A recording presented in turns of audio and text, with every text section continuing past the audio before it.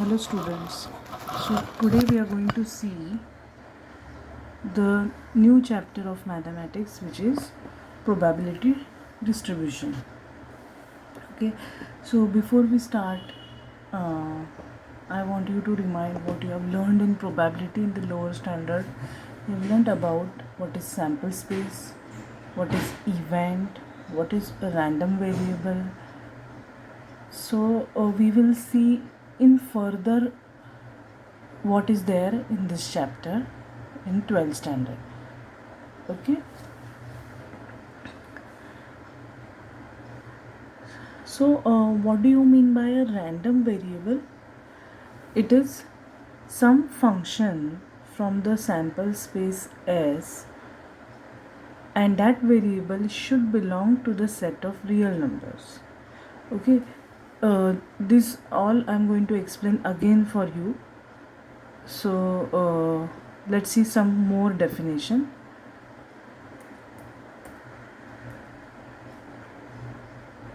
The next definition is about domain.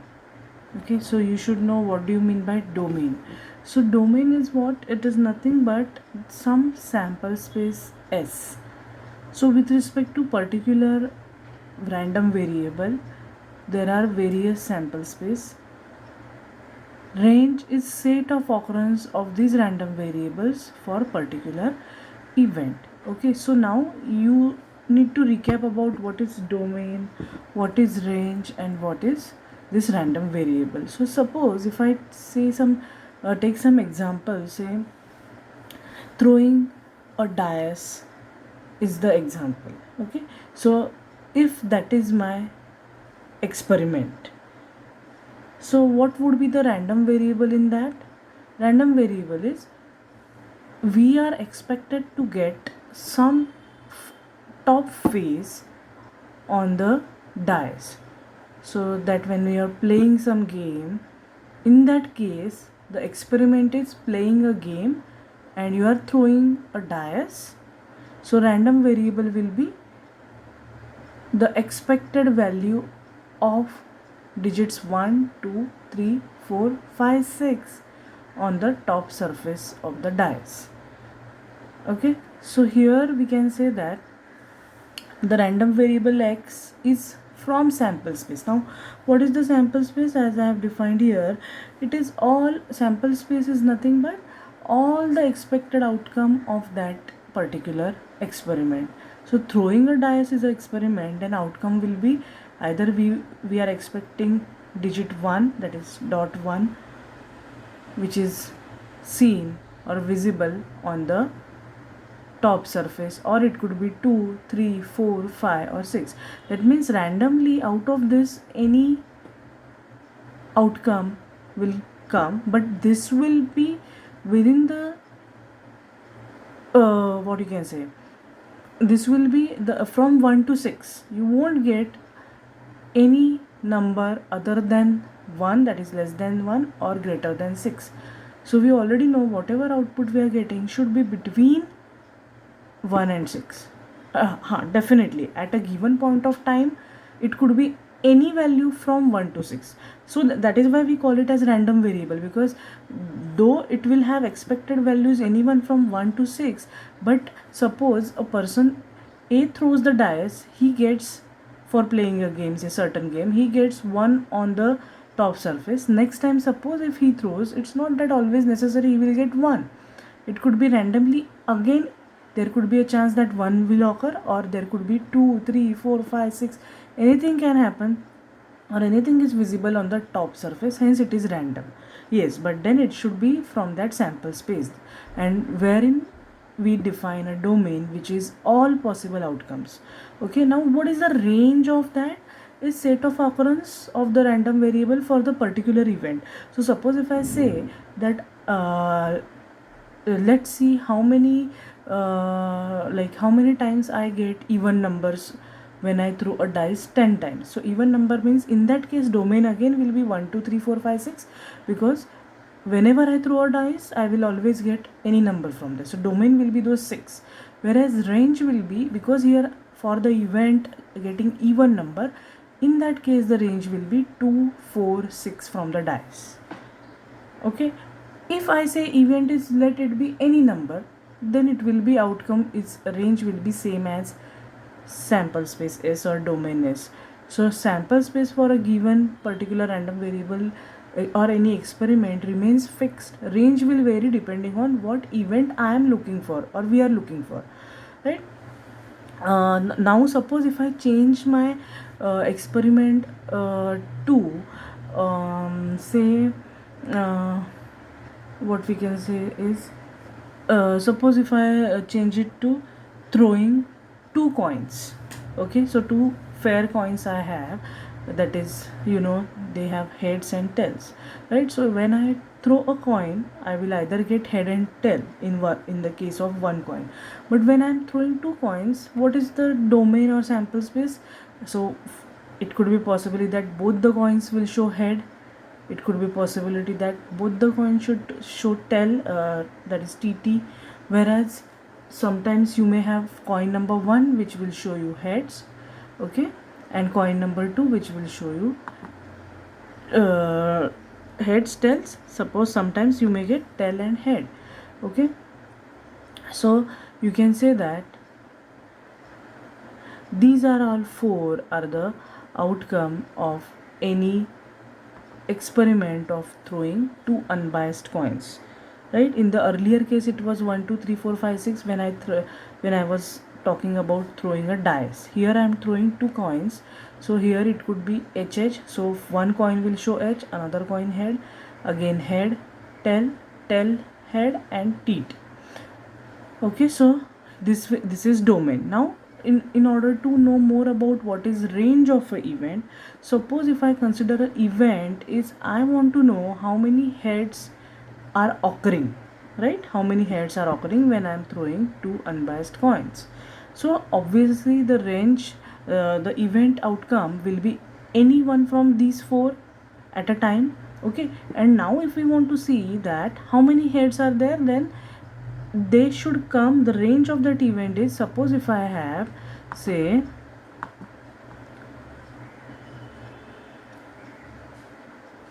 suppose if I say that H and H, that is 2 heads are occurring. So from this you can identify how many times 2 heads are occurring. 1. Okay,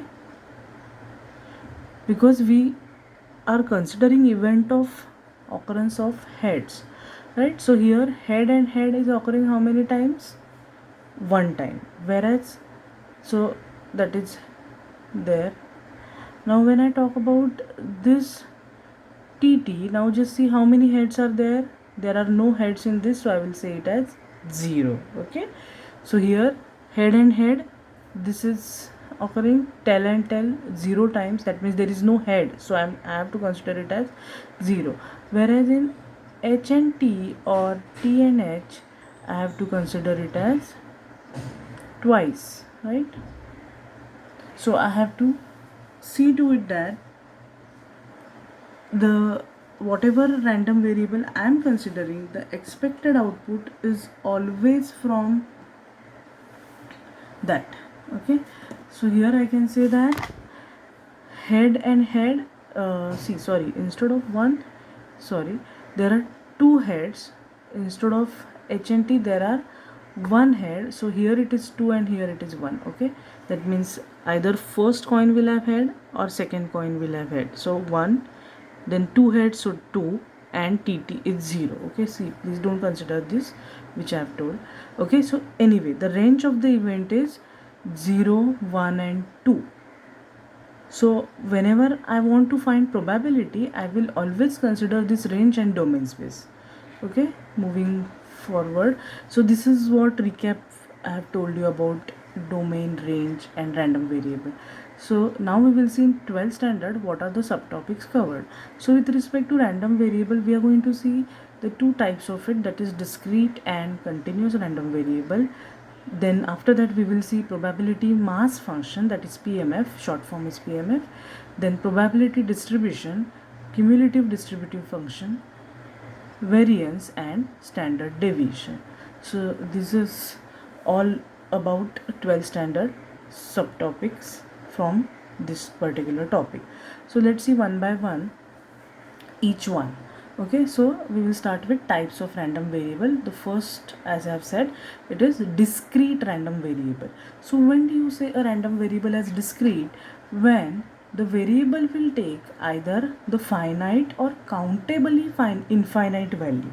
So it should give definitely from random value, but it should be either finite, that means I know, okay, for this particular event this is going to be answer, for another event answer may be another, the random variables value will be different, but what I can say is the value will be finite for that particular event. Okay, for example, if the experiment is finding number of children in the family, then if I consider all the families from your apartment or from the class of 60 students, and I want to do a survey of, as a teacher, that how many number of children in each family of the particular student, then definitely I will be getting some fixed answer.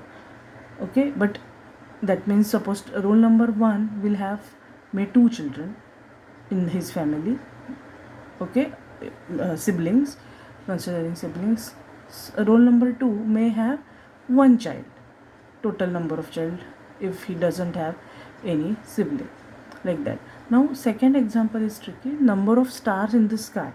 Now here you can say that this is infinite, number of stars in the sky is infinite value, but if you count there will be definitely fixed values in a particular galaxy, right? So this is going to be discrete random variable.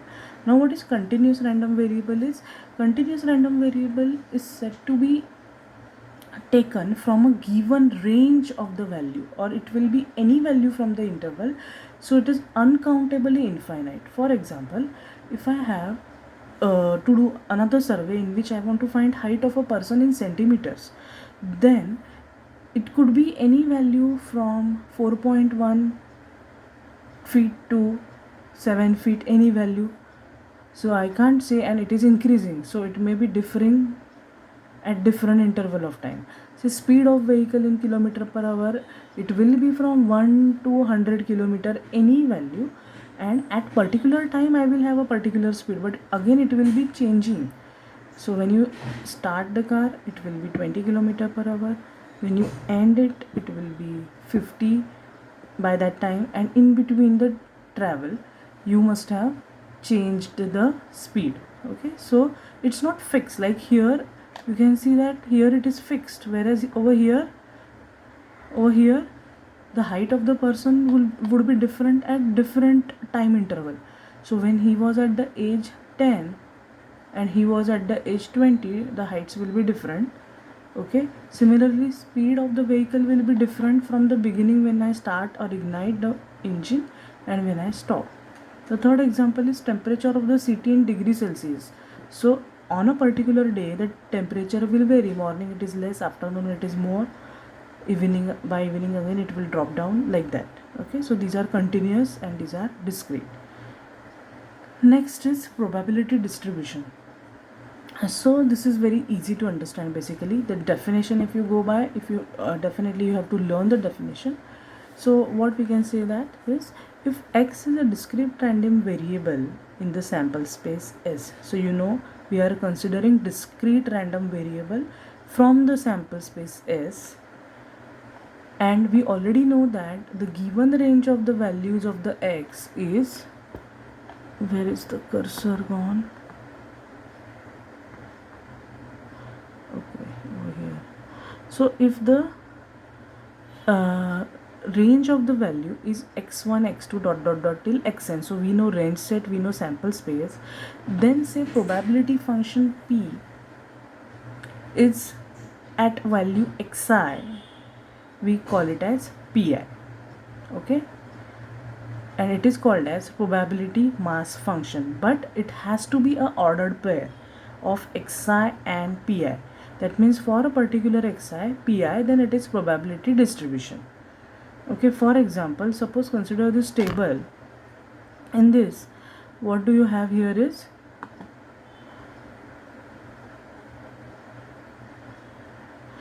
So here you have all x values. So x1 is 1, x2 is 2, x3 is 3, and x4 is 4. Whereas probability with respect to value x is 1 is 0.1. So this is order pair which I was talking, right? So this is, you can say, probability distribution value with respect to x. So at x is equal to 1, here I am getting p of 1 as 0.1, whereas p of 4 as 0.4, like that. Okay, so just to denote that it is a ordered pair. Now we'll see probability mass function, short form is PMF. So obviously you should know that you should have a chart of x and pi values, that is x value and probability value. Now when do we say that probability mass function exists? For that you have to follow or find for the two conditions which are satisfied or not. So what are the conditions we will see? For the first condition is, you have to check that all the probability values with respect to x should be positive values. So we don't want any non-negative value. Okay, we want here all positive values of x of probability. So for any particular x or I, we should see to it that probability will never be equal to 0. It should be always greater than 0. Okay, no negative values are allowed. The condition 2 is, what is the condition 2? That sum of all these probabilities should be, sum of all the probabilities should be 1. Yes, so whatever discrete values we are getting for a particular event, if I just add them, though they are random values, I should always get the sum, you know this sign as summation sign. So sum of the probabilities should be always equal to 1. Okay, moving ahead, when both these conditions are satisfied, then only the given probability function is called as PMF. So I will explain you this with the example. Okay, so consider the same example which I have taken. Right now, this is the example 1 in which they are asked us to check whether the given function is a probability mass function. Okay, so first we have to check all the values of probability. Are they positive? Yes, we can say that p of x at small x is equal to 1, 2, 3, 4. All these probability values are greater than 0. So the first condition is true. So we can say that the first condition is true, right, for all the values of x, and hence it could be possibility that this is a given function is PMF. But we have to also see second condition. So just add these, that is 0.1, 0.2, 0.3, 0.4. So I have added for you already. So when I take summation of all these probabilities, okay, obviously first condition should be true. If any non-negative value upon adding also, if it is giving 1, then there is no what you can say, no choice that when the first condition is false, we can't just go on adding and checking whether it is 1. Sometimes it may happen that we may have 1 or 2 negative values and their addition will give us answer 1, but we don't want that. Even at first case only, if it fails, we are not checking for second addition. Okay, so there should be all these values should be positive. These all values should be positive. Okay, then only we will check the second condition. If the first case only the condition fails, then we won't check for the addition. Okay, now when we add, as the first condition is true, so that is this is true first, then second, just go on adding the values. In exam definitely they will give you some difficult questions. Okay, just ask you or consider the simple one. So here also we will get a value 1. So we can say as both the conditions are satisfied, above function is PMF. Okay, I hope you understood this. Now let's see second example. In this I have taken another function y, in which just see for -2, see this y value minus chalega, right? So y is equal to -2, probability function is 0.5. For y -1, this is -0.1, like that, 1, 0.6, 2 and 0. For y value 2, probability at 2 is 0. Okay, so is this function is going to be a probability mass function? What do you think? For condition 1 is at y is equal to minus 1, that means this case we are getting negative value for probability, which is not allowed. So it cannot be probability mass function. Okay, again I am repeating, y value negative, x value negative will do, but having probability value at x is equal to any value is not allowed. So this is not allowed. Having negative value in the probability function is not allowed. So we can't check function 2 for whether it is summation v condition. We are not checking only at first step only, as it is failing. So we will say that as this condition is false, so above function is not PMF. Right, so we have seen up till now random variable, two types, discrete and continuous. Their examples: probability distribution and probability mass function. Okay, here we have to check two conditions. Now we will see next is cumulative distributive function. Now what is cumulative? Cumulative is adding one after other, continuous adding, right, or continuous multiplying. But here we will, as it is cumulative distributive, we will go for cumulative distributive addition function, short form is CDF. Okay, now it is denoted with the variable f of x. Right, here we are considering p as probability function, f of x as cumulative distributive function. So we have to use the denotation f of x for cumulative distributive function. Again the definition is x has to be a random variable in the sample space S. x1, x2, xn is the range set of this discrete random variable x. Okay, and probabilities are p1, p2, p3, pn dot x, etc. That means for xn till xn, x1 to xn, we have probabilities p1 to pn, right? So what is, we will see cumulative distributive function f of x. It is nothing but addition of p1 plus p2 plus p3 plus pi continuously. Okay, it is p continuously, this probability we are going to add. Okay, so I will show you with example. So I have considered example 1, in which they have asked us to find CDF of the following function. Right, so xi is 1, 2, 3, 4, 5, whereas pi is 0.1, 0.2, 0.3, 0.2, 0.2, like that. And what is CDF is, we will see. So they have basically asked us to find CDF of xy and at x2. So solution is, we have to make a chart like this in order to find CDF. Right, so first column will be xi, second column is pi, and third column is of f of xi, that is PDF function. So at 1 we have pi 0.1, so f of x is 0.1. Now at 2 what will happen, we will see. At 2 it is 0.2, so we will add 0.1 from the previous and 0.2 of this current, so we get it here as 0.3.